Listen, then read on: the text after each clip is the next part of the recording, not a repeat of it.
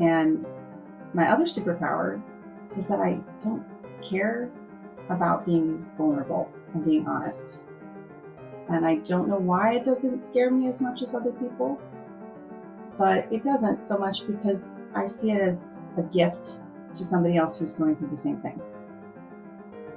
Hey everybody, what's it like to go to the most recognized music school in the world? How do you keep your identity as a musician when you're freelancing or on the audition circuit, and what does it even mean? And more importantly, probably the biggest question we're going to answer today is, how do little kids with short arms reach all the way to the end of the trombone? Find out in a few minutes with my guest, Nikki Abissi, coming right up on the Honesty Pill podcast.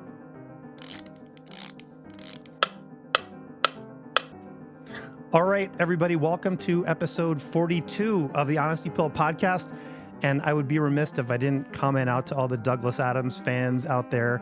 This is episode 42, you guys. It's the answer to life, the universe, and everything. I've been waiting for this episode for 41 episodes. So here we are. And if you don't know what that means, shame on you. Go read some Douglas Adams Hitchhiker's Guide. Okay, we're here to help you with all things productivity, whether it's getting better at your practice, performance, or auditions, or even just getting your act together as a human being. That's my big project these days, just becoming a more functional human being. We might talk about that a little bit today, actually.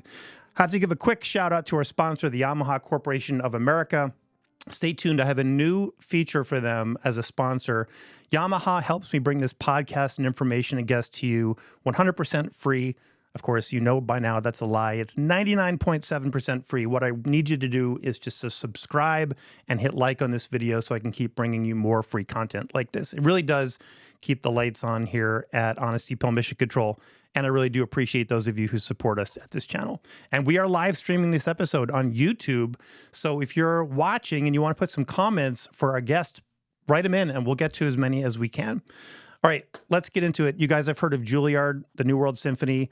Well, my guest today is a professional trombonist and teacher living in New York City. She is the second trombone. I love my second trombone and second brasses, reaching out to you there, of the American Symphony Orchestra, principal trombone and mentor of the Montclair Orchestra, performs on Broadway and orchestras all over the world. She is an inventor, educator, performer, and has a lot of thoughts on how you can prepare for your next audition. Welcome to the podcast, Nikki Abissi. Hi. Nice to have you here. Thanks for having me. So you're pretty busy, and you just actually rolled out of a rehearsal in New York City with the St. Luke's Chamber Orchestra. What were you guys rehearsing this morning? A bunch of new works. So things that probably nobody's ever heard before. I'm not even sure. They might be premieres. That's like a total St. Luke's thing. So That's amazing. So St. Luke's is obviously a huge deal in an institution in New York. Yeah. I guess I knew that they did a lot of premieres and new music, but they also do, they do like masterworks and war horses as well, don't they? Yeah, the next concert I'm playing with them is all Brahms. So it'll be completely different. The piece favorite composer is all bird sounds. So I think I have two notes on the trombone, and then there's like bird sounds and things, and we're spread out across. There's a map of what the orchestra is going to look like. I have no idea what to expect. I'll find out tomorrow. So are you playing on like whistles and bird calls, or how are you doing that? Just make sure you fill out your doubling form, though. Very important. That's definitely a double. I read the instructions and I'm still confused, and I figure I'll just be there. And like one of the things is you take your mouthpiece and turn it upside down, and you're supposed to blow through the shank, and the cup goes into like over the receiver. So, that kind of stuff. We joke around at the LA Phil when we have to do something weird, like semitone cluster chords with, breath attacks and a tongue stop. I always put my trumpet down and say, ladies and gentlemen, the Los Angeles Philharmonic. Like, we went to school and conservatory and we're here making bird sounds, but that's really awesome. So you live in New Jersey with your husband, who plays associate principal at the New York Phil. So there's a lot of trombone going on in your house. Was there a lot of music growing up, or how did you find your way to the trombone? So my dad was a musician as a child. Okay. He played piano. They all had to play piano. It was an Italian household. And then they got to pick one more instrument, and he played the French horn until he got too serious about football and he didn't have time to do both anymore. but he's the one who played music. My mother, we say she isn't even allowed to sing happy birthday, and her whole family is like it. But it's funny because her ears are wonderful and what she perceives when she's in the audience and stuff. So I think it must just be that connection of controlling your vocal cords is different. Um, and when we were kids, I have an older sister. We both played piano, and I did it like a little bit, and then I moved, and I learned enough to be able to read music and read both clefs. But then we moved, and we didn't get another teacher. And my elementary school had a band and an orchestra. And when the orchestra came around fourth grade, I was like, I don't like any of those. I was not interested. I was ready for the band, and I picked the trombone because it was the most unique. Hmm. My mother said I could play anything but the drums, and the trombone has no buttons, so I loved that. Right? It was different than everything You else. definitely you made a big mistake by thinking that, didn't you? No, actually, my fingers are kind of stupid, so I'm kind of okay with it. And then when I started to listen to it and I heard the sound, it reminded me of all of the male singers that I love. I grew up listening to Frank Sinatra, Billy Joel, Jim Croce, James Taylor. Even when we would go to Broadway shows, because I grew up around New York City until I was about 12, I liked the male singers best. That was the range that appealed to me. And the more I got into the trombone, I realized it's my opportunity to be a tenor. I get to sing like those people. That's amazing. I also love. Where did you grow up around New York? I'm from Long Island, and I listened to Billy Joel since I had a car radio, and he's one of my favorite artists. Where are you from? So New Rochelle until I was 6, and then Port Jefferson, Long Island until I was 12. Okay. I kind of, we hinted at this in the pre-chat that maybe we were from, so I'm from Bayport. I mean, I literally grew up right down the other end of Nichols Road, and I spent so many days in Port Jefferson. All right, podcast listeners, Nikki and I are just going to catch up about Long Island for about an hour, so we'll catch up with you in a minute. So I don't want to jump ahead, but you went to Stony Brook University at one point, right? Yes. So Yeah. my parents were both pharmacists, and they owned a pharmacy, but then towards the later part of his career, he ended up being the pharmacist at the Stony Brook Health Center. And anytime any musician would show up at the pharmacy to get, NyQuil or whatever the heck, they did with an instrument case, my dad would always say, "Oh, what do you got there? Is that a viola or a trombone?" He was pretty good at guessing the cases. And they'd say, "Yeah, it's a trombone." And he would say, "Oh, my son plays the trumpet." And they would always say, "Oh, that's really cute." Yeah. And then he'd say, "Yeah, he's in the Los Angeles Philharmonic or the Colorado Symphony or whatever orchestra I was in at the time." And they'd be like, "Oh, he can actually play." So you may have gotten a prescription filled by my dad at some point. I don't know. It could happen. Well, my parents taught at the medical school. My parents are doctors. Wow. And the reason we moved is because they switched to pharmaceuticals. So we have like a lot of weird things in common. Wow. But yeah, they did the medical school at Stony Brook, and they practiced at the hospital. And I was on a travel swim team, a very competitive swim team, and we would practice at the university. So then all these years later, coming back and going to school there, it was this hilarious full circle thing. And now we're living in New Jersey, 3 miles from the home where my father-in-law grew up. That's amazing. Well, you said your parents were both doctors. Yes. How was that when you said, "Mom, Dad, I want to major in trombone when I go to school"? How did that conversation go? It went really well, actually. So put it in perspective. My dad is Italian American, second generation.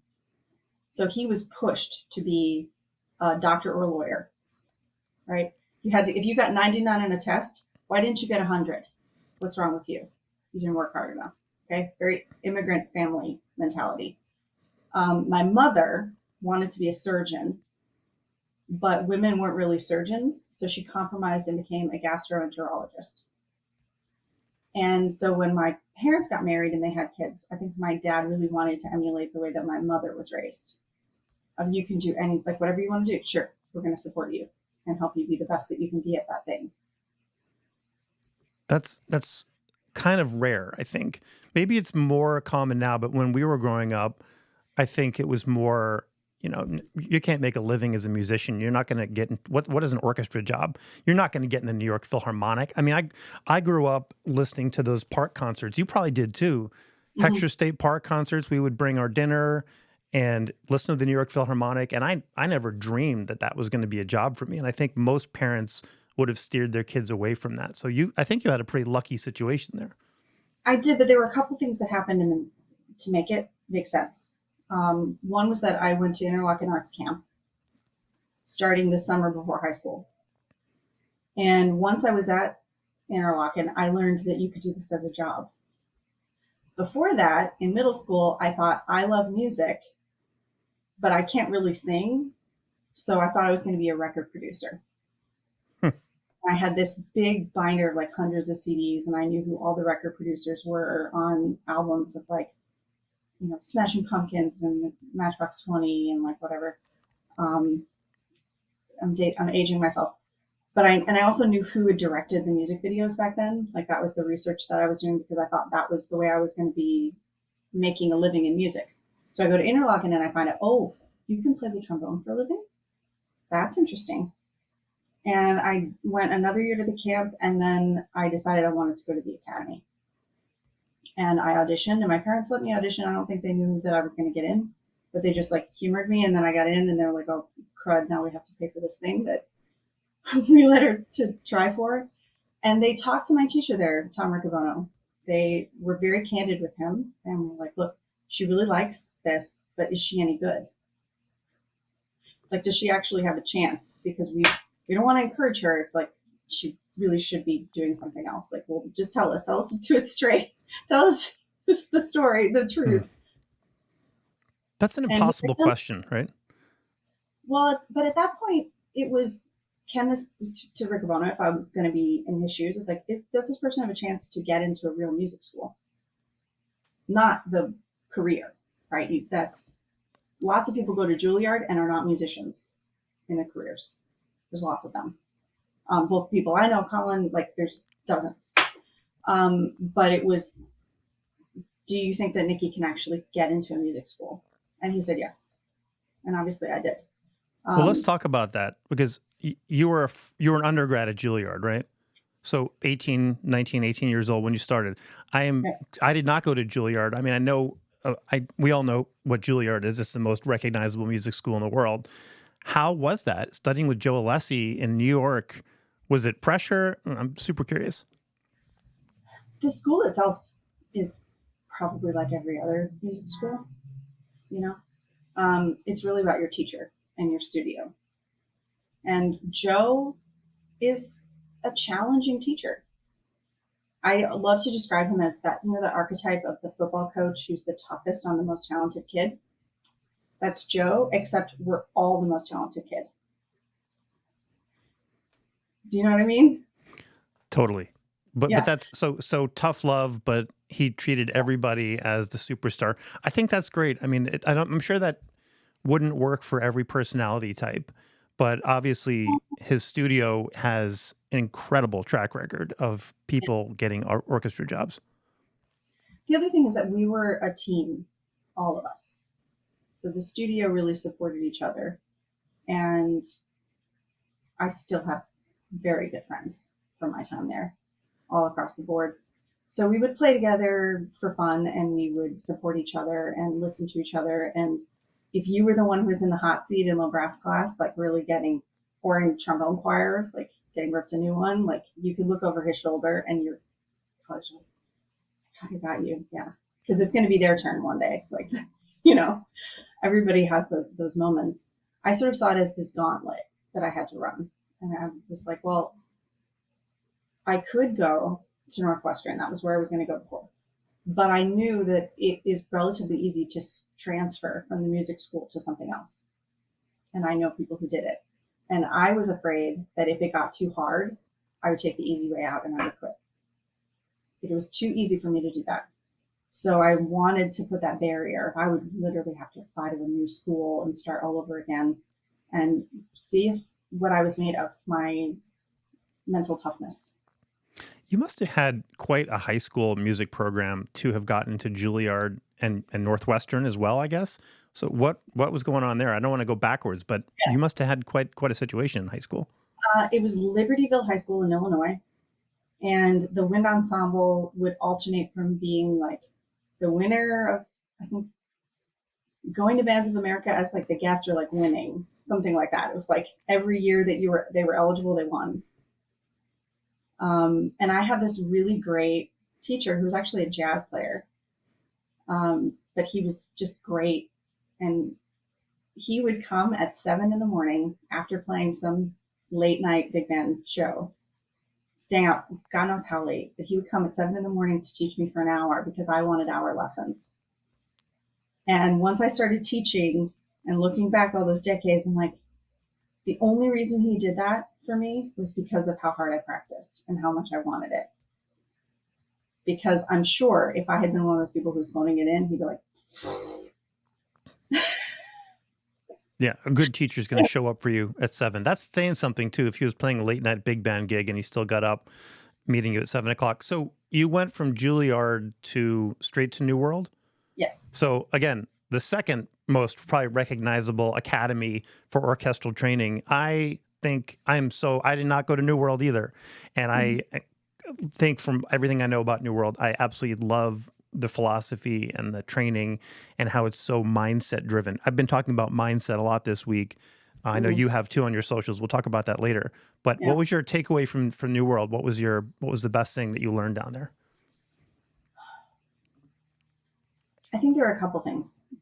So I can't really distill it down to one thing. One is that you get to do the job. Think about what an orchestra rotation is in college. You're like a month on one program. This was a week, and honestly, they rehearse more than most of my freelance orchestras do, but it was pretty similar to like a full-time orchestra job of the number of services. And then you have multiple concerts, which is also more like a professional orchestra. Then you're surrounded by people who are doing the same thing, have the same goal. So I would play for my friends and I would ask them about their audition preparation. One of my very best friends to this day, she was one of my bridesmaids, like I call her daily. She was from Boston, horn player. And so she had the Mike Roylance audition method, which I'm sure most people who are serious about auditions have heard of like the 3 envelopes. And so she taught me that method. And I later took it and took into something else. Took what he did and then I adapted it more for what I needed. But I got that. And that was where I started taking auditions. I think I took one before then. So that was the place where I had to figure out how that all worked and what that was like. The community and the fact that you had what I call a practice buddy is one of I think the top two tools for someone taking auditions, a good recording device and a practice buddy who can look at you and say, dude, that is not working. Or, wow, that was great. Let's do more of that, please. Those two reflection points are the game changer for me, hands down, when I talk about what my X factor in my audition strategy evolution was. It is self-recording and practice buddy. The same answer I give to everybody. And I'm amazed. Take it one step further. We had this thing that it was these mock auditions, and there was only a certain number of slots because that's how long that the hall was open. And you would sign up before they were all gone. And it was all the instruments. So when you weren't playing, you were supposed to go and sit behind the screen and write constructive comments for your colleagues. So you're writing something that they are going to read. It's supposed to be helpful. And I couldn't listen to my own instrument. I was listening to everybody else. And I learned so much from sitting on that side of the screen and listening to several people who were very fine players play the same repertoire back to back, just like I was on a committee. And it changed how I played things, especially like fast excerpts, listening to the Porgy and Bess xylophone excerpt or the Ligeti violin concerto. I don't know. I don't remember. One of the keyboard percussion instruments is really fast and crazy. And the one person who played it a little bit slower made me more confident that I was hearing everything I saw on the page. It was much more compelling. And that changed how I play my fast excerpts now. I hope One people example. listening to this podcast heard Nikki just dropped the biggest knowledge bomb of all time. And I've said this too, and I'm trying to figure out how to bring this into more spaces in the audition world. If you could sit on the other side of the screen just one time, and especially listening to different instruments, but listening to musicians make the same mistakes over and over again, it would be game change how you would approach your own auditions. I love that you just said that. That is very rare. And I didn't start sitting on that side of the screen until I got my first job. Luckily, I got to be on committees while I was still on the audition circuit, and that really informed me getting, Colorado, Dallas, LA, whatever. So, Yeah. wow, thank you for saying that. That is awesome. And we're going to talk about New World because you were just on the panel in New York. So Mhm. it's coming full circle. Did you hear students making those mistakes that you remember from when you were a student yourself? A little bit. The biggest thing was hearing the people that it was very clear they knew how the whole piece went, and the ones who didn't. And that's kind of it's an epidemic, right, in young people, that you know the excerpt, but you don't know the work. But it was especially obvious in some of the string players who were like really good soloists. I was like, this is a very compelling musical soloist, but they don't really know these excerpts. Like they know the notes and they can play the heck out of their instrument, but they don't know this work of music. Basics. Audition 101. Know the piece, right? Know the context, know the whole thing. I Yep. like to play, I call it trombone karaoke. Okay, talk about trombone karaoke. Let's hear this. Either with earbuds or like a really loud stereo. We have like a really powerful Bluetooth speaker in our basement trombone cave. And you put the music on and you play along with the recording. Because most pieces, if you play an orchestra long enough, you'll have played them a few times, right? But some of them, it's very rare to actually get to play. Like Mahler 3. It's very rare to actually get to play it. And then there's even works that you have played before, but you need to feel the energy of all of those people playing around you, like the Ride, Hungarian March, and not just playing in tune and in time with the ensemble you're listening to, but the correct style and reminding yourself of what's going on before, during, and after, and being able to simulate the energy of an entire section, even if you're not producing the decibel levels of that. And so while you're a young person and you don't get to run through all of this repertoire, you need to at least be doing that and playing along with a great orchestra on the stereo. Yep. I remember doing the same thing in Boston, and I'm going to date myself. I used to bring my Sony Pro Walkman into the Firestone Library at NEC, and when no one was looking, I would unplug the outputs in the back and plug it into my Walkman, and I created like play along sections for all my excerpts that I could go over to my practice room out in Jamaica Plain and play along with it. And that, I remember doing that for Scheherazade, all the Dvorak symphonies when I was first learning them. Yeah, you don't get to play Mahler 3 very often. You do not want the first time you're playing that to be behind the screen at an audition, for sure. No. What else? Let's talk about the 3 envelopes for a minute, because not everybody is going to be familiar, and I really think the audition strategy is interesting. What would be the takeaway or the snapshot of that approach? So the 3 envelopes is to take the list for the audition and turn it into a 3-day rotation. Okay, so he calls it the 3 envelopes. And what I do is I write down all of the excerpts into different categories of the kind of technique, the kind of playing. So some of it's really obvious. It's high, it's soft, it's legato, it's loud, it's articulated, right? But I sometimes do work this through with lots of pages of, my bullet journal or something. I'm like writing it out. I'm also like, is this familiar to me? Is it brand new? Is it short? Is it long? Because I'm trying to make those days of my rotation balanced. So I want to make sure that I'm covering as many types of technique every single day as possible. that I'm not going to overplay any kind of thing. And I don't want to put too many new to me excerpts on one day because they're going to need a little bit more time than some of the other ones. And I'll even do something where there's some excerpts that I feel like I have to play them every day because it's so new to me and it's so technical. There's some like Verdi opera stuff. They'll have two of them that I'm like, yeah, I really need to play these more often. So I think that list was long enough. It was a 4-day rotation. And then I had every other day. So that those two excerpts were played more often than anything else because they needed it.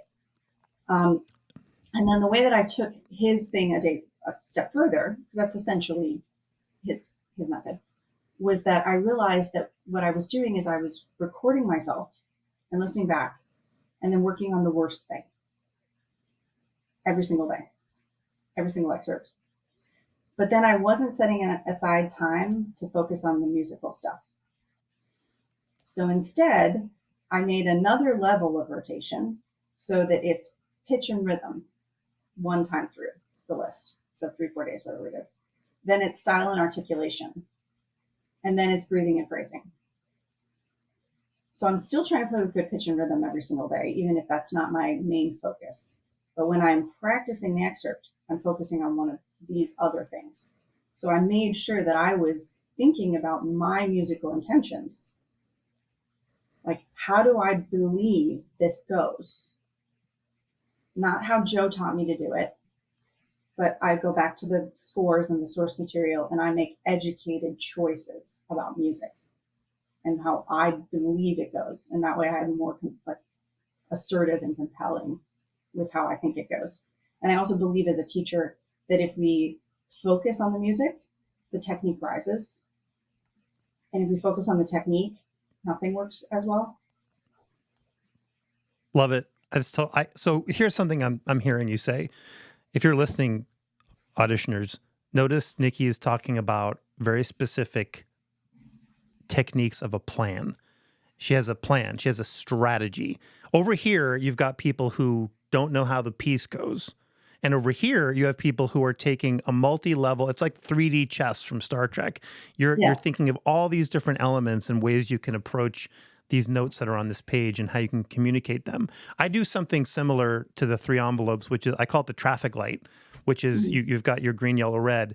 And on any journey, you're going to see green lights, you're going to see yellow, you're going to see red, a whole combination.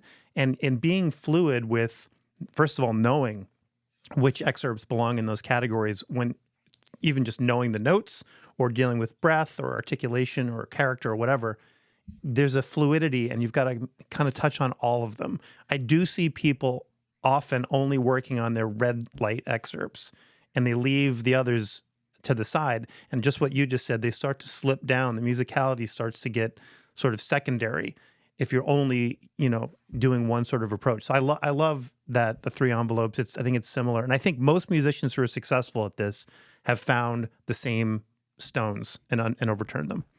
Yeah, absolutely. What was your first audition? Jacksonville. How'd it go? I had no business being there.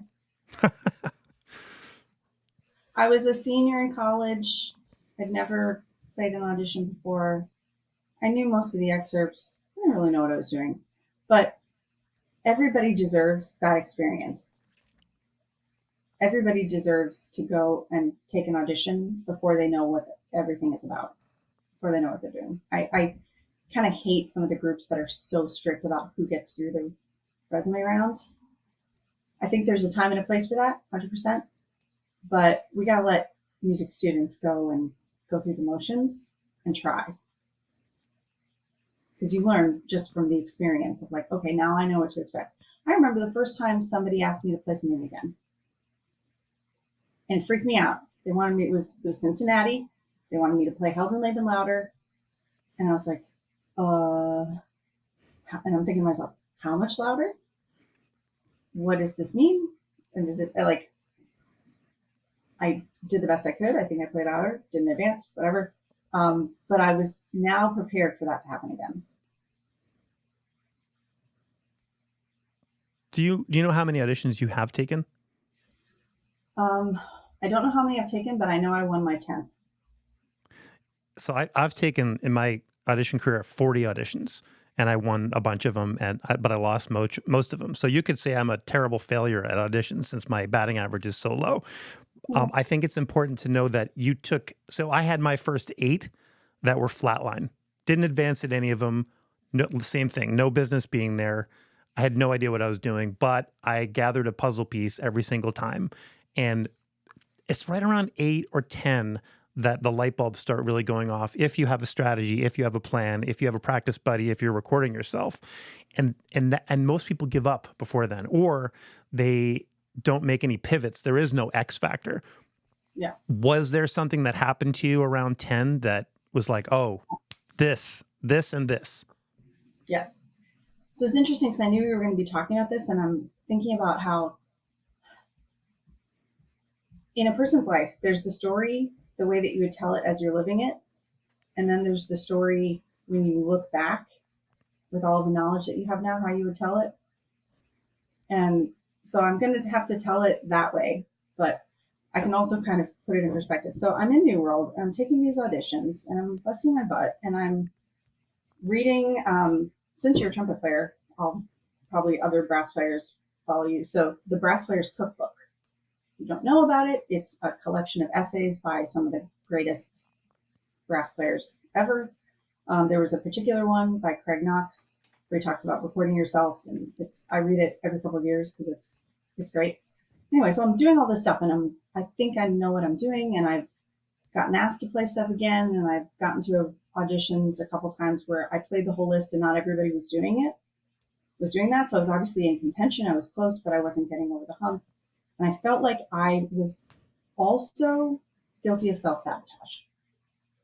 And I knew that there was something going on with my performance anxiety, that I was scared of success and scared of failure at the same time, which I could talk about that for an hour, how they're the same thing, even though they sound like they're the opposite. And I was like, I need a therapist. So I have a family friend who's a physician who lives in South Beach, and he recommended somebody who happened to be on Lincoln Road where New World Symphony is. And he's this sort of Santa Claus looking guy because he's got white hair and a beard. Really energetic, beautiful gay man who happened to also play French horn in high school. So we had a little bit of understanding of that. And I was like, I need help with this. And I want like cognitive behavioral therapy, like tools. Give me tools. Help me understand what's going on in my head. Make me fix myself. And I think if I look back, this is the like hindsight is 2020. I think a lot of that was actually the ADHD that was undiagnosed and untreated, and the negative self-talk. I think there's a lot of layers of that. He didn't notice any of that because I'm a very highly successful grown-up. Right? I had developed ways of adapting to be a very successful grown-up at that point until I had children, and then I was suffered in the adulting. But this time as we all do, I feel you. So then I had this person. He asked me, I think my first lesson. It feels like a lesson actually. Lesson for your head therapy. He said, "What's happening in your mind when you're playing your best?" And I said, "I'm singing how I think it goes. That's it. There's no words. I am singing." And so we worked on affirmations. I feel very strongly about these. They need to be things that you can actually believe. None of this like, I'm going to win. I'm so awesome. No, something that you can look yourself in the eye, look yourself in the mirror, and know at your darkest moment that you still believe that that is true. Those are good affirmations. And we focused on things like, I have practiced well. I'm going to fill up the hall with my beautiful sound. I know how this music goes, that kind of stuff. He also explained to me, he does this thing where he talks about how there's different, our mind is a house and it's got different people in it. And I love this. And I even have a whole blog post about it on my website. So there's the child who experiences fear, and there's the critic who says the mean things. And we've since changed that to the judge, because critique is helpful, and that's not what's happening. It's judgment. It's, I missed a note, and the judge says, I suck. But that's not true. So now the adult has to come to the party, and the adult says, it's not true that I suck because I missed a note. What's true is I missed a note. Why did I miss that note? Maybe I was doubting the jump. I wasn't 100% sure of the interval, the pitch. Or maybe I just was scared in that moment. Or maybe I was thinking about lunch. Maybe I didn't take a big enough breath. There's a legitimate reason, and you can work through that. And that transformed a lot of my practice sessions, and it changed a lot of my rehearsals and everything else afterwards. But it takes practice to control your self-talk. And it also takes practicing performing in a way that you know how to turn your mind off, turn down the verbiage, and just be like, I'm going to perform. Now I'm going to deliver. Why on earth is this not core curriculum when we're in school? I maybe it's becoming more so now. I just wish it wasn't so specialized that figuring out how your brain works is just as important as figuring out how your instrument works. I mean, it's like, you shouldn't need to go to New World or have 2 kids or, okay, let's talk about this one. I don't know this book. Or so pay let's a talk. therapist. Or pay a therapist. Now, I will Right. say, since then, he was so helpful. I gave his card to the office at New World, and he has helped dozens of fellows since me. And he loves us. He calls us his kids. And he loves us because we get better. Because he gives us something to do, and we go home and we practice, and we get better. Yeah, we're good at practicing. We just need to be given the information or have, I don't even think people are looking for the information. That's the problem, is we're so busy learning how to play, Ein Heldenleben, that we don't think, am I a miserable person? This came up this week on my Instagram. Someone said, orchestra musicians are so often miserable. And that is true. I mean, look around. You can see a lot of very unhappy musicians. It's kind of too late, though. I mean, maybe I don't mean that. Let me clarify that. I wish it doesn't happen so late in our careers where we actually think about that. It's never too late to change your mindset, but I wish we would get to it back when the pressure cooker is starting and we recognize it and say, oh, this is happening. So talk about Peak, that book you have in your hand there. Well, first, what I think is that we have to normalize that performance anxiety and negative self-talk and the mental game are just part of the deal. And the more that we have teachers who just express that and explain it and talk about it, then students will know that it's not just them, and then they'll know to go in search of information. But if you want to talk about something that needs to be curriculum, this is the book. This book explains how we learn. That's what it does. It explains how we learn. Read the title for our folks who are listening on audio. Peak, Secrets from the New Science of Expertise by Anders Ericsson and Robert Poole. I tell people to read the talent code first because it's like a little more of an introduction, and then this takes it to the next level. But it explains how we learn. And like Malcolm Gladwell poorly paraphrased the study that this guy did for his book. Like he misunderstood it, and that's how we ended up with the 10,000 hours rule. But this is the guy who did the study. And he talks about there's no such thing as the 10,000 hour rule is garbage. First of all, the people in that study were in conservatory. They were not masters. They had all practiced at least 10,000 hours at that point. But if you practice poorly for 10,000 hours, you will not become a master. Amen, sister. You have to do deliberate practice. And then the real thing is that there is no limit to how much better you can get. And there's no age at which you stop improving.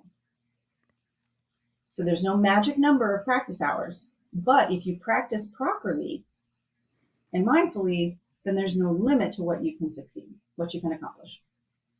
Wouldn't it be a bummer to get to that 10,000 hour mark and not have mastered the thing, and then someone tells you the information you just told you. That would be like, oh, I kind of wish you'd mentioned that around hour 2 or maybe to hour 3. That's important to know. Yeah. But that should be required reading. I'm psyched. I did not know that book. I will add it to my reading list. I want to take a quick moment to send out a short sponsor shout out to the Yamaha Corporation of America.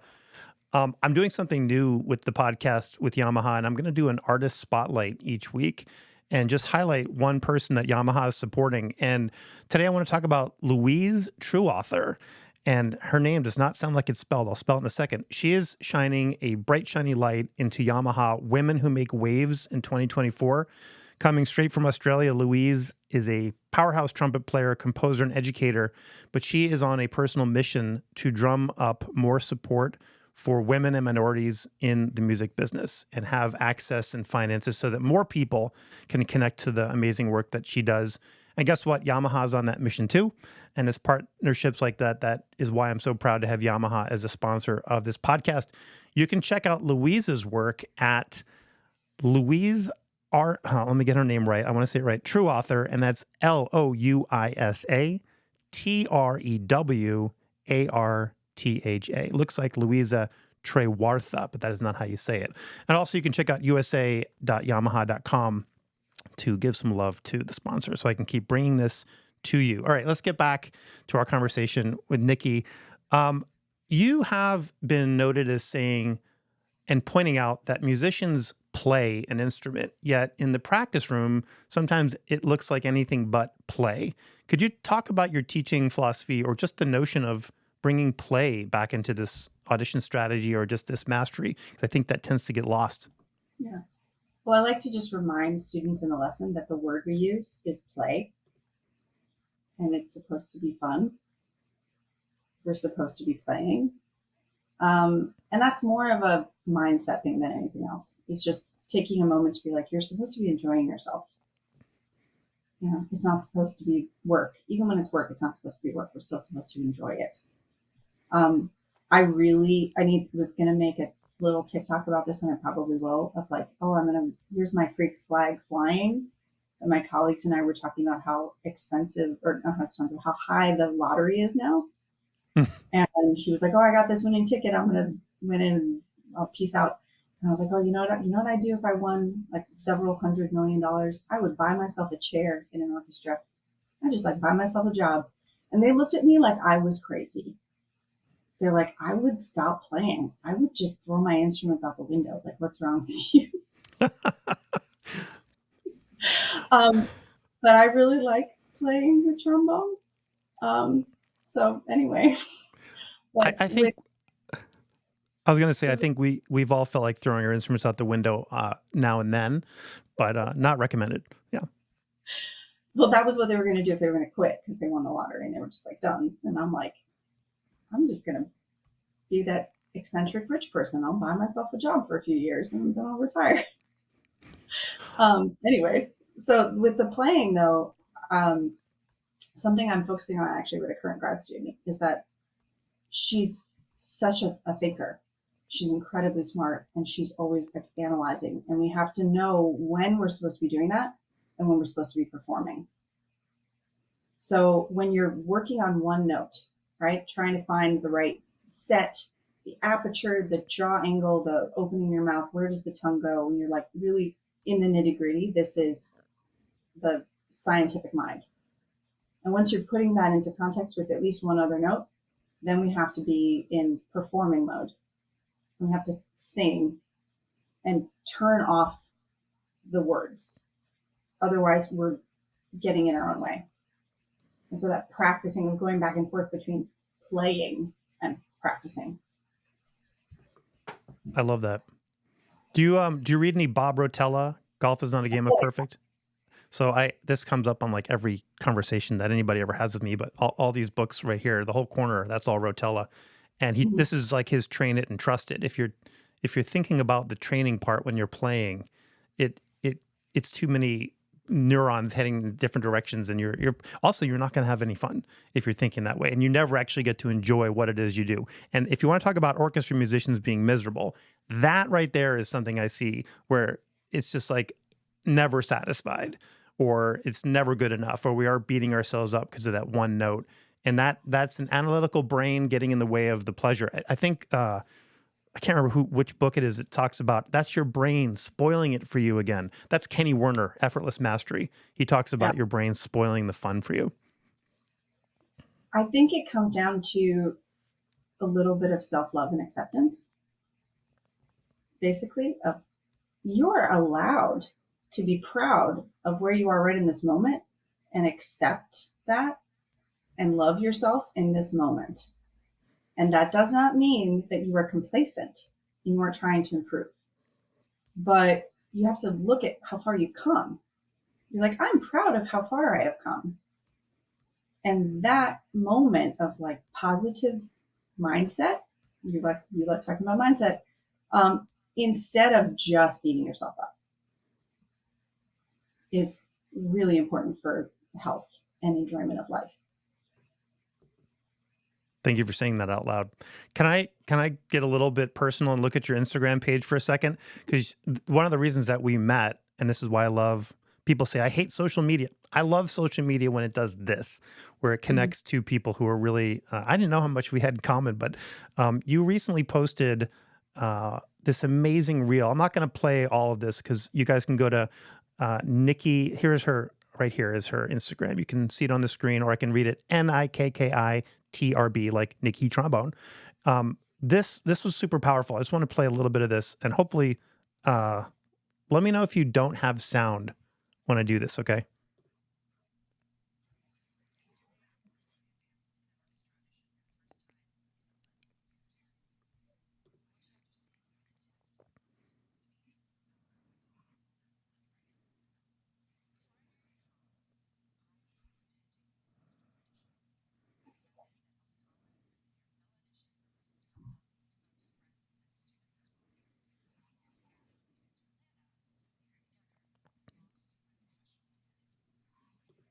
So I want to talk about that for a second.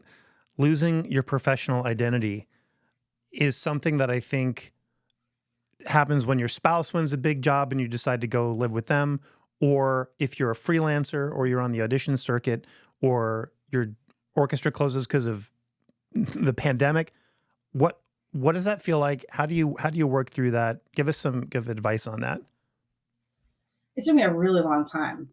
So I don't know that I'm the best at it, but what it felt like is that when I no longer had a title to attach to myself, that I no longer mattered in the trombone community. And that played out at the Southeast Trombone Symposium when I went down there to play chamber music and not be on faculty for the first time. And none of the young people knew who I was. Something that has helped, and here's a positive of social media, is that, I have my American Symphony title, right? That's the thing that I can like put as my little blurb. And people in New York know what the American Symphony is, but people outside don't know anything about it. It was Toscanini's orchestra. It's actually a big deal here, but it's not a big deal on the international stage, right? But what I do have is I have a platform to share what I have to say. We all do, really. So I can put stuff out there into the universe and just say what I think. And every once in a while, I help somebody. And when I've gone to brass conferences now, people know who I am, and they've watched some of my stuff, and that's been very healing. I think that I don't need to have a title to matter to other musicians, that I can help people and I can share my ideas, and other people will listen with or without a title. This is important. And this is something that's impossible for me to say, and it's impossible for you to say without the following caveat. When I tell people your title doesn't matter, in fact, in the entrepreneur space, in the business coaching space, people are like, well, sure, people are signing up for your audition course because you're in the LA Phil. I don't have a title. No one's going to listen to me. And this is impossible for me to say this, but I say it anyway. Nobody cares about Chris still. Nobody cares at all. What they care about is, can Chris still solve a problem for me? Or can someone solve a problem for me? They want the solution to what the thing is. And you have a title, American Symphony Orchestra. It's impossible for us to say that the title doesn't matter when we have the title. But the only way to get that clarity, there's two ways to get that clarity. One is to get the title and realize that it actually doesn't matter at all. Two is to trust what people are saying that have broke through that boundary. Have that shift, please have that shift, that the title doesn't mean anything. In fact, some of the people with the title want to throw their instruments out the window and retire if they won that big lottery. So I find this very, very energizing that you said this. I also find it really frustrating to get that message across to people who are struggling. Maybe they lost their identity. Please, and I'm going to, this is a perfect time to play your third clip, because guys, listen to this message right here. Oh, let me turn the sound on. Hold on.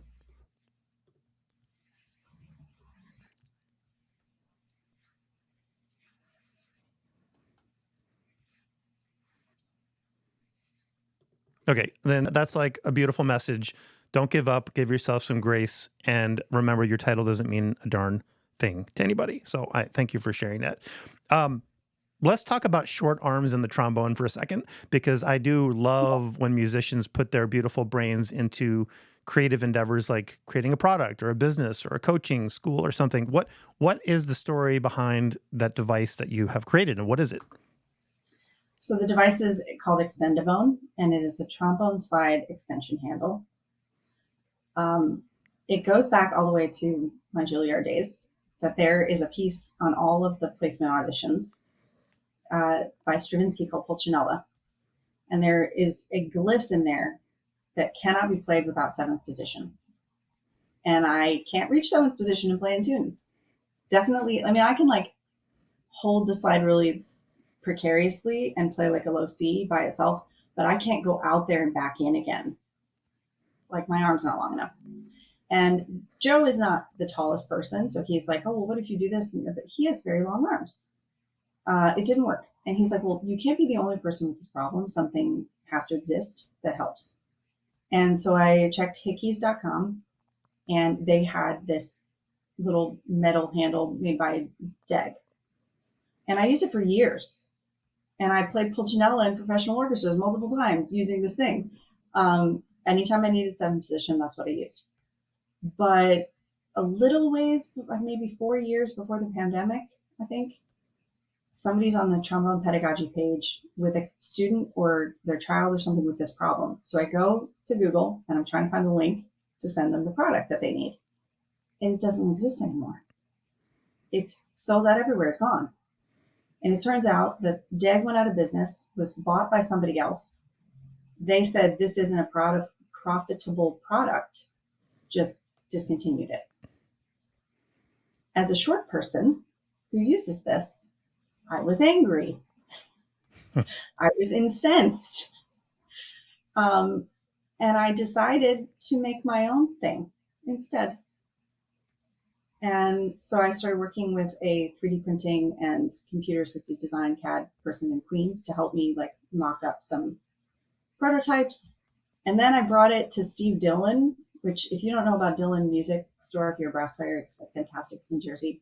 And Steve is not just a music store owner, but he's a trombone player and trombone nerd.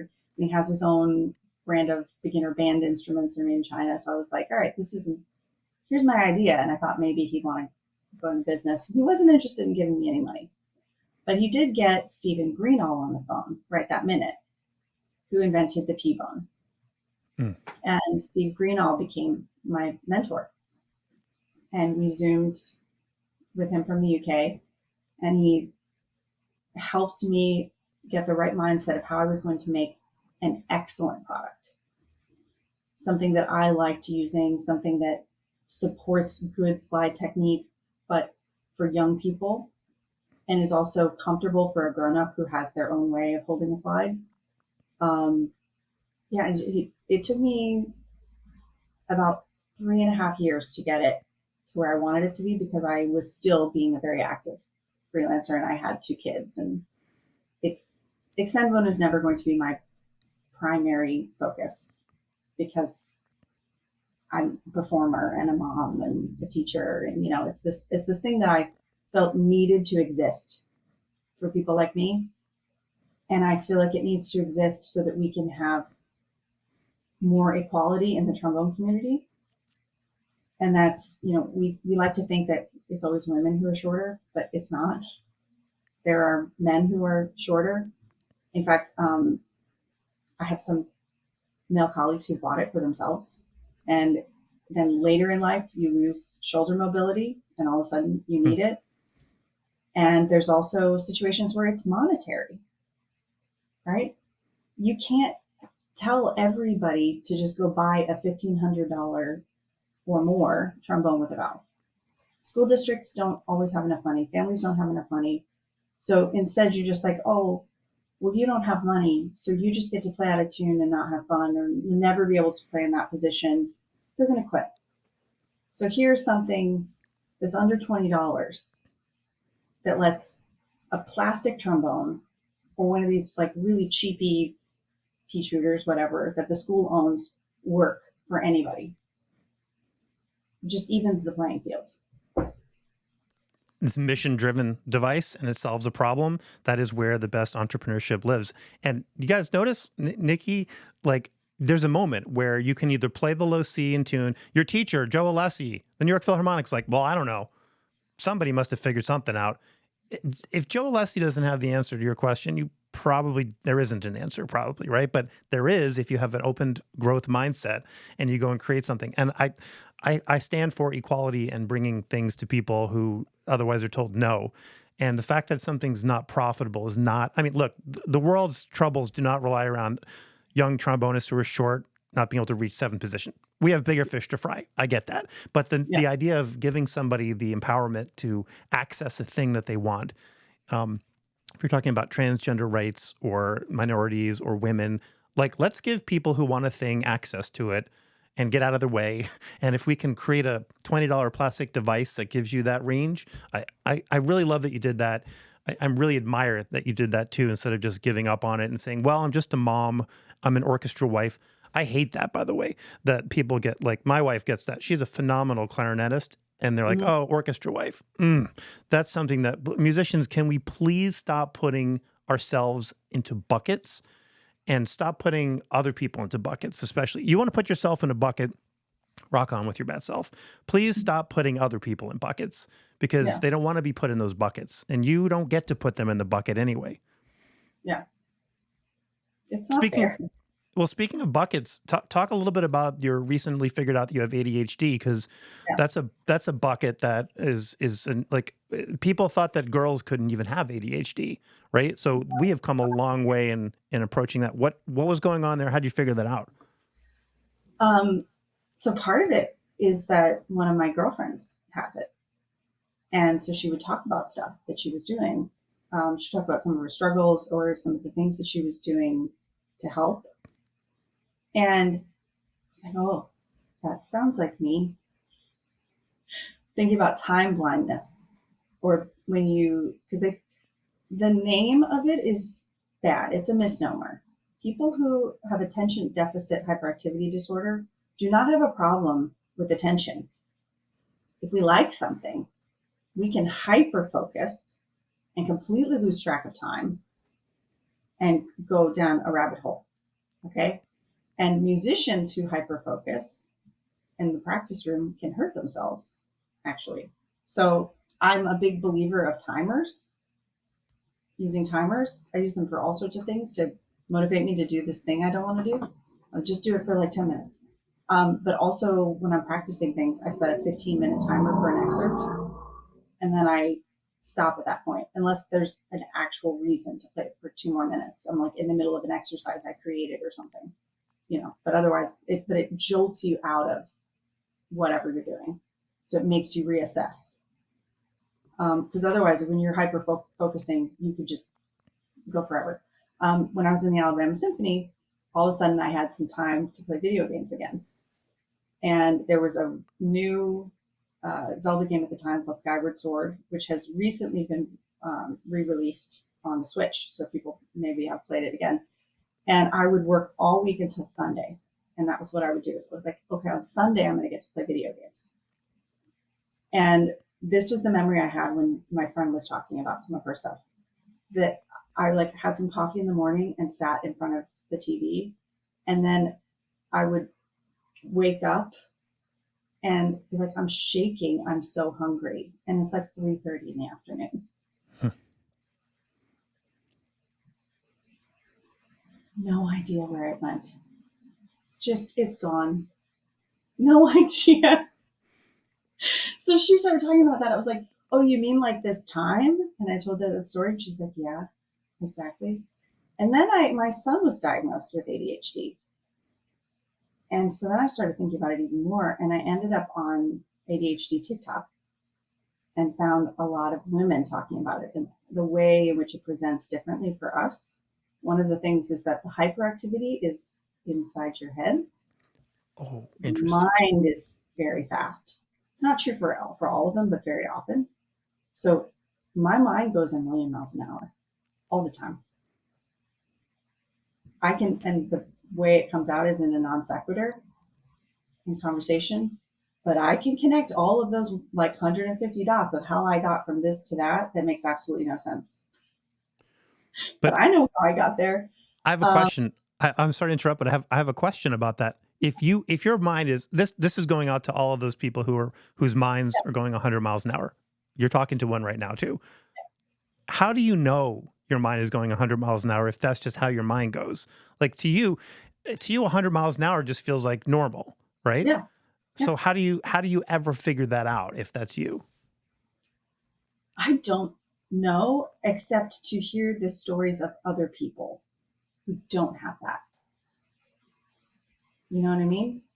Like, it's like you don't know you need glasses until doctor tells you you need them and puts them on you. And you're like, oh, those mushy green things are leaves, right?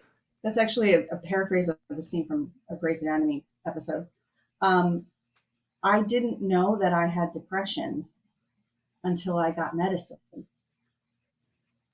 I didn't know it was not normal. It was the only normal that I knew.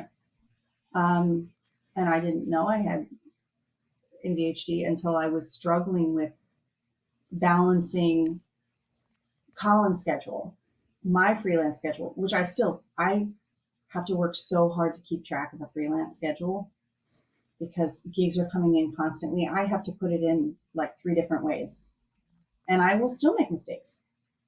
It sucks. I have to I'm like working on better systems because it's not a strength of mine. The kid schedules. I can't tell you how many times I missed pajama day or they just had a readathon at the school. And I was keeping track of their minutes in my phone on a notes app. Did not put them on the website that you're supposed to put them in time. Oh well.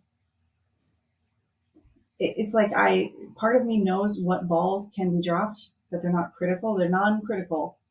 And so then they just get filed somewhere else. And then they drop balls.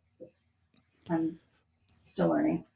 Well, this is a great conversation. We could do a whole podcast just on this topic, and I think this circles back to what we started our conversation today with Nikki about musicians being self-aware and having tools earlier given to them. And I don't know what the answer to that is. All I can do is amplify what I see that I like happening in the world and try and change those things myself and bring that awareness. I'm trying to bring that to myself. I start every podcast this season saying, just trying to become a more functional, normal, happy, balanced human being. That's my big project right now, is just becoming balanced. I'm 52 years old. It's like I've been doing this living thing for a while, and I'm still working on it every single day. And I can only hope that we can figure that out. I love self-help stuff. I love it. I love that I listen to Brene Brown podcasts, and I'm in a season of life where I'm like obsessed with decluttering because we have too much stuff and the kids, and it's just too much stuff. I'm trying to find like a sweet spot of we have what we need and we have not too more than we can manage to keep tidy. I'm always looking at that stuff, but something that I want to put out there is that I want to encourage more people to be authentic and vulnerable with others. Because if I've learned anything from this video that I shared, it's that people are really hungry for someone else to tell them that what they're experiencing is normal. That's awesome. For normalizing the struggle, the fact that we all struggle. I love Instagram. I follow these body positive mid-sized women, and there's one who's had 3 kids, so she has like loose skin on her belly from having 3 babies. And every video, she's like, "Here's my loose belly," and then she puts on her Spanx and she tries on the cute outfits, and then she's training at the same time with this loose belly that, like, some people be like, "Oh, she's fat." She's training for a half marathon. She's very healthy. She's a healthy woman who's like, I deserve to exercise because I deserve to feel good. And I deserve to look nice in my clothes because I matter. And I don't, like, it's not only if you're skinny that you deserve to exercise and you deserve to look nice in your clothes. And she's so freaking honest and beautiful. And seeing her stuff literally makes my life better. Because she's willing to be vulnerable, because she's willing to show you something that she's probably a little insecure about. She's not hiding the Spanx. She's like, yeah, this is what we're working with. We should all be doing that as musicians. I always ask this question at the end of our conversations, but I think of all the episodes I've ever done, you've already answered the honesty pill moment question like 10 times already. I mean, can we leave it there with the Spanx? I mean, do you have anything you want to add to that? But I think that's like the most awesome answer to, what was your self-truth or your thing, your honesty pill you had to swallow? That's pretty much it, right? I've had a lot of setbacks in my life. I've had a lot. I think I have 2 superpowers now. One of them is resilience and just straight up grit. That I am an expert at getting back up again. I already said I struggle with depression. Like, I've had a lot of really bad depressive episodes. The last year has been probably the best of my life for that. But I've had to get up off the couch and get up and go and not give up. And my other superpower is that I don't care about being vulnerable and being honest. And I don't know why it doesn't scare me as much as other people, but it doesn't so much because I see it as a gift to somebody else who's going through the same thing. So I got like a second home on the struggle bus. Love that. I'm there all the time. I think the struggle bus, I'm on that route too. It stops outside my house every morning. Nikki. Oh, yeah, I'm there all the time, but for anybody else who's going through that, you know what? We're stronger because of that. Every time you get off the struggle bus and you get back on the path, that's just making your grit muscle stronger, and it makes us stronger. It doesn't make us weak. That's a great place to wrap it up. I would just want to say thank you for posting. First of all, if you hadn't posted that vulnerable post on IG, we probably maybe wouldn't have connected in this way. So thank you so much for doing that. And thank you for jumping on here to talk to us about all this stuff. Guys, make sure you follow Nikki at Instagram, NIKKITRB, and let's get her follower count up so we can spread more of this great information. Thank you. All right. Give my best to Colin as well. Say hello to him. And I think we're going to talk more. We have more podcasts in our future, and I'm going to go read Peak also and add that to my list. All right. We didn't even get to talk about the nerd stuff. Oh, we're going to like my nerd boxes with the Douglas Adams and the Star Trek. It's like, oh, we got so much more to talk about. Just know as we sign off that we're episode 42, and that will never happen again. And I will hold this number close to my heart. Okay. Before I sign off today, guys, make sure you subscribe to Peak Performance Mondays. I am starting a series next Monday on specifically on audition strategy. You do not want to miss that series. You can sign that up at honestypill.com. You'll find signups all over the place. All right. That's it for me. I'm out of here. Happy practicing, and we'll see you next time.